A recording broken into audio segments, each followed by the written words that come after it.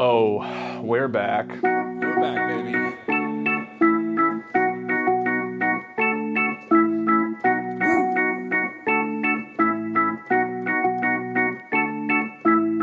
Something I learned today, black and white is always gray. Looking through the window pane, I'm not inside. Sorry, I messed up. That's fine. I did a little bit too. Just keep going. It's fine. There's something I learned today, black and white is always gray. Looking through the window pane, I'm inside your brain, your brain.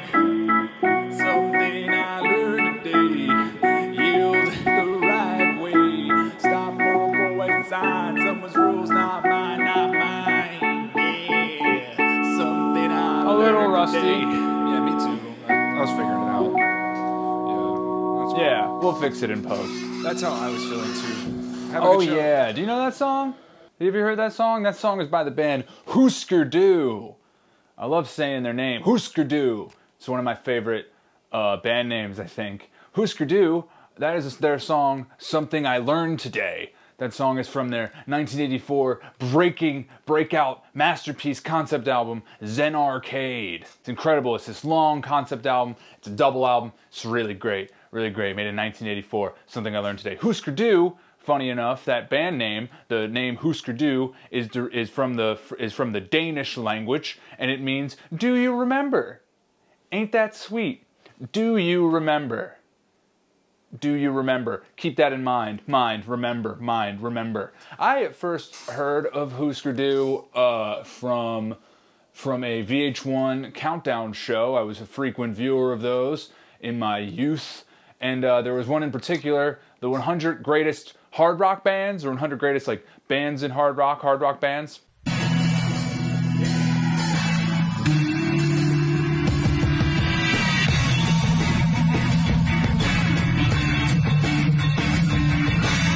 Hosted by the one and only Carmen Electra. This is VH1's 100 Greatest Artists of Hard Rock. I'm Carmen Electra. Yes. Husker Du were on this list. This 5-hour listicle experience first aired on November 13th of the year 2000, making it this past week, it was its 20th anniversary. I watched this countdown 20 years ago when I was 7. And man, this 100 band list introduced me to so much music, so many artists that I would love and hate. You know what? One of those bands, number 68, was Husker Du. That's how I remember finding out who they were. I first heard of them that day in my life, the countdown show, and they were number 68. And I was like, I like that name, Husker Du. And then in the interview segments, you know how those shows are constructed. It's like interviews with past and present musicians from various times of year. And like Billy Corgan was talking about them.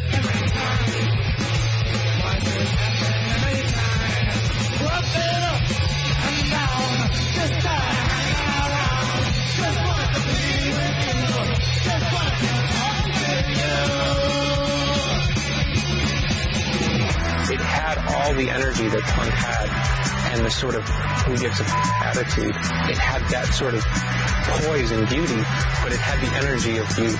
And I liked the Smashing Pumpkins. I thought the Smashing Pumpkins were really cool. Name alone, I was like, Smashing Pumpkins are my favorite band. And I also really like Nirvana very early on. So then somebody was like, here's Husker Du, a band that influenced Smashing Pumpkins and Nirvana. Husker Du. Here you go, kid. Have fun. Here's Zen Arcade. And I listened to it, and I was like, I like this. And that's where I got that song, Something I Learned Today. So then I played it on piano here for you people. Isn't that funny how memory works? I remembered that I learned about Husker Du from this very specific moment 20 years ago.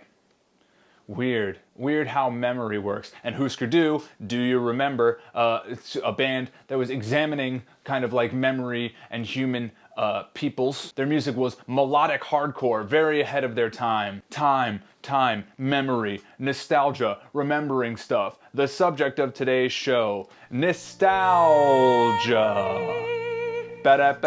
Beep. Yeah, I think that'd be good. It'd be a good time. It's November. I feel like the fall and the winter always brings about this sort of reminiscing period because it's so dark and dreary outside that I think we find comfort literally by a fire, but also in things that are sort of familiar. That's why we come together with our families, we celebrate, we eat good food. Try to. It's COVID times. We'll talk about that later. You know what? It's been a little while. We should check outside, maybe see how people are doing out there. I know it's the winter and we need some social distancing, but I'm gonna shout out to some people from my window, see how everybody's doing. Let's go. Oh yeah, how we doing out there, everybody? Come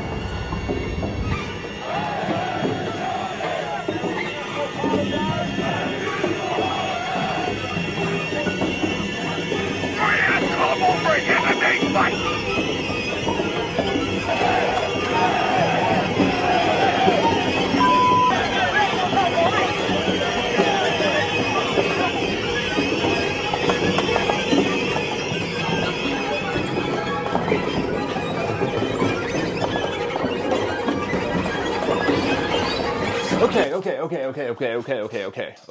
Okay.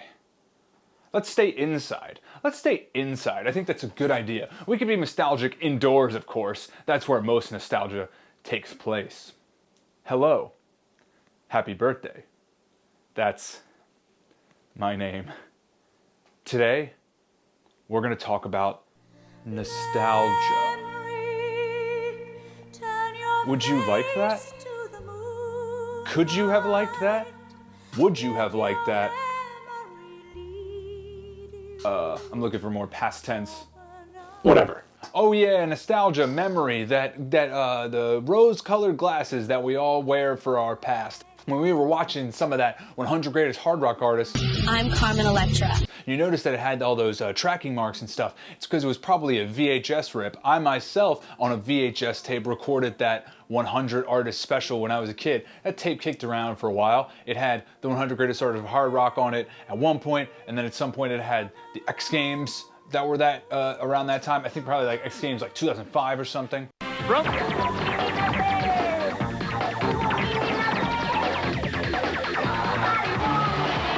It was a tape that constantly had new and different things, which ended up creating this sort of weird hybrid where every couple minutes something would change. I wish I still had that tape, that'd be cool. But I mean, that reminds me of when I started making little films. This is my first camera. Let's take a look. Let's take a look right here. Yeah, it's a Canon ZR-800 mini DV camera. Let's open her up. Let's see, let's check it out. Let's check, yeah, very nice. Okay, there we go. Maybe even zoom in. Yeah, this was my very first camera that I used and made stuff on with my siblings, with my little brothers, little sisters, older brothers, older sisters, you know, stuff like that. Here, I'll think of this shit. Yeah. Okay, so it's got, you know, your traditional black and white. It's got this like mirror thing. Check that out. Oh, it's got this weird mirror one. Let's check out the next one. Okay, it's blue. Okay, sepia. Okay, ooh, graphic. Let's get that cool graphic look. You know, it's like I'm in a Spider-Man movie. Okay, it's like mosaic. Yeah, it's mosaic. So it just turns everything into a bunch of dots. Next, ooh, you're just a big circle. I like that. Hello, hi. It's like I'm a 90s skateboarder. Yeah, this one, it's a cube. It just spins around. There we go. So it's just a spinny cube. Next, oh, we got wavy. Whoa, dude, it's like I'm in Dazed and Confused, bro. Anyone seen that movie? Pass the doobage, my guy. Then we got this like diamond. Reminds me of a Tonetta music video. Anybody remember Tonetta? Here's a clip.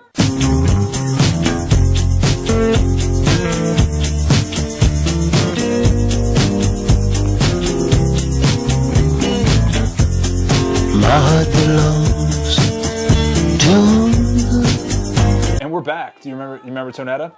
And then we got this weird, oh God, weird eyeball thing. Oh, that's creepy. It's kind of scary, actually. I like that. It's fun.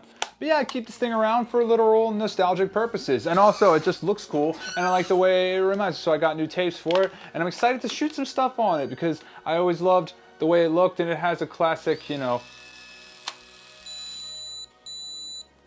Ooh, those mechanics have aged. Let's listen to that one more time.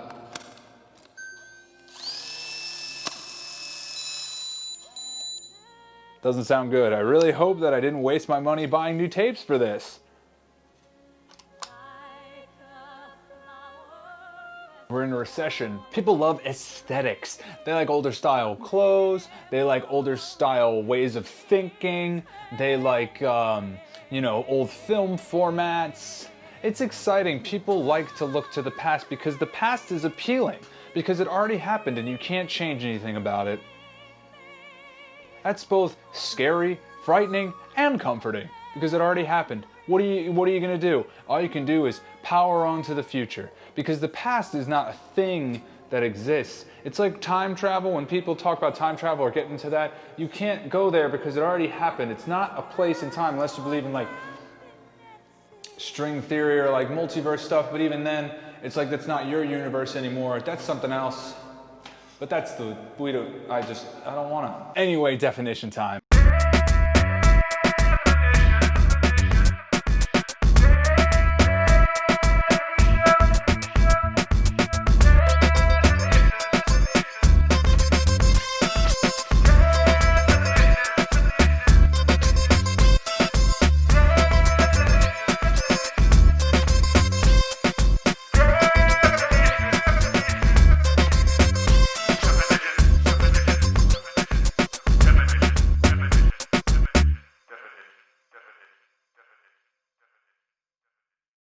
Yeah, we're back, and we're sitting in the same spot. That's okay. This is where I do all the lighting. So the definition of nostalgia. Here we go. Nostalgia. Merriam-Webster, baby, are gonna help us out here. Nostalgia, noun. 1, the state of being homesick. Huh. Homesickness. I didn't expect that to be the definition. 2, a wistful or excessive sentimental yearning for the return to or of some past period or irrecoverable condition. Interesting. Let's click homesick. Let's define homesick really quick. Homesick. Shit. Homesick. Homesick. Adjective. Longing for home and family whilst absent from them. Darn, how sweet. You ever seen Homeward Bound? That's a good movie with a dog, a cat, 2 dogs, and a cat. Keep them in mind. Think about them later. That was a good movie that me and my brothers and sisters liked watching. It's nostalgia. It's homesickness. We had it on VHS. VHS is a relatively dead format. You know, there's niche people who keep it around, and I hope to make a VHS tape someday soon. They're fun and, you know, they degrade with age. They have a certain look. And people yearn for that. Even just the visual aesthetic brings people back to this past. Because as we know with that term, rose-colored glasses, you're always looking to the past with this certain sheen. There might be parts of your past you look at with a certain lens of anger, maybe you wanted to change things, certain regrets, and then people say, I don't live with regrets. Shut the fuck. You know there's certain things you'd want to change. Of course, if not, then you're just a sociopath and you can get out. I might be being harsh here. I think I'm being very harsh there. It's interesting that it's literally tied to sentimental homesickness, nostalgia in general. We've all got nostalgia. We all have shows that we remember watching. I was a big fan of Pete and Pete as a kid. We all know that amazing theme song.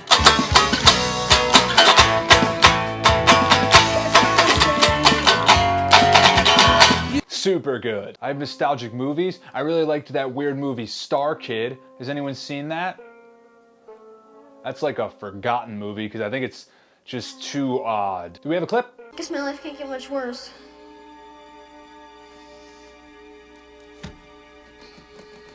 Wait, let me go! Let me go!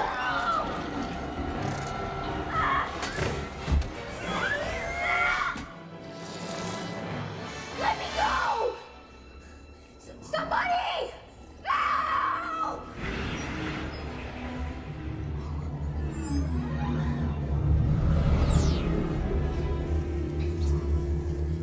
Let me go! I'm an advanced life form and I'm giving you an order! Cybersuit entry complete. Lovely. Lovely. I loved that movie as a kid. It would play on like what we called the high channels, which I guess meant just like the movie channels.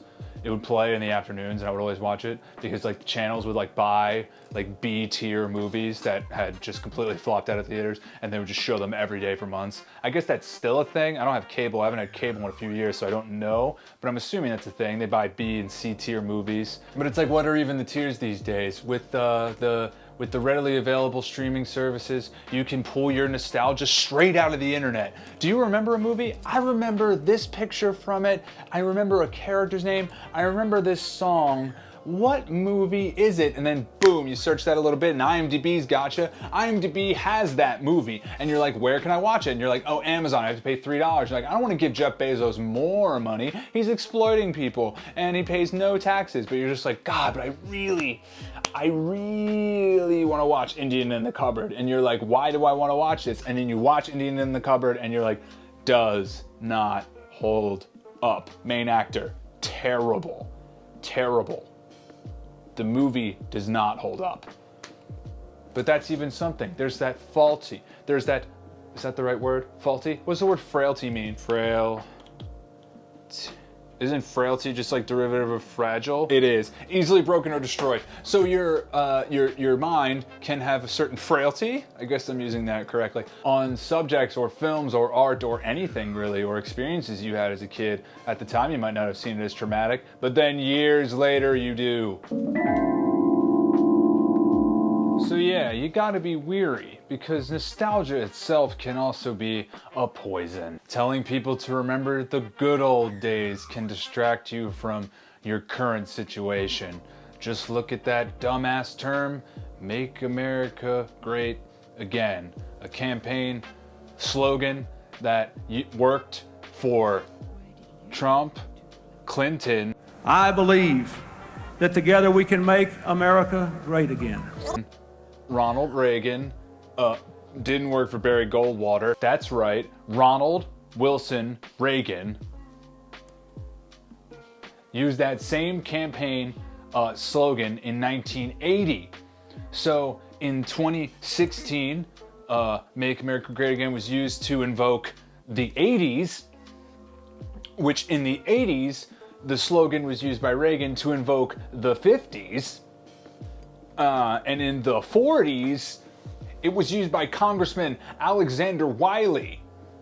So let's make America Great Again has been a slogan since the 40s. While it's always, and then in the 80s it invoked the 50s, and then in 2016 it invoked the 80s. So it's cool that they're like, hey guys, what happened to my America? What happened to my America? Let's make it better, let's make it great again. Nostalgia can be a poison, you know, can poison the well, can make you think the good old days. You want to get back to the good old days. You want to get back to the happy days. We all want to get back to the happy days, whether they were real or not. Let's lighten things up. Let's do a game show segment. We're going to do a live game show segment. Here we go. Where did you learn to fly?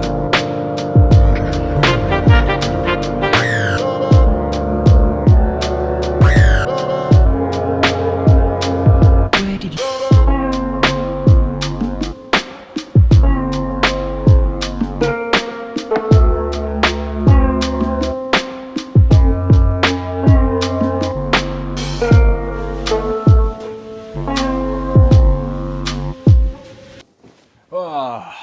Trivia is fun. I like trivia. Trivia can really test the brain goggles, especially when you're in this rut that I have with just these cultural facts that you just know but aren't important or don't contribute to much. It's cool to exercise them, you know.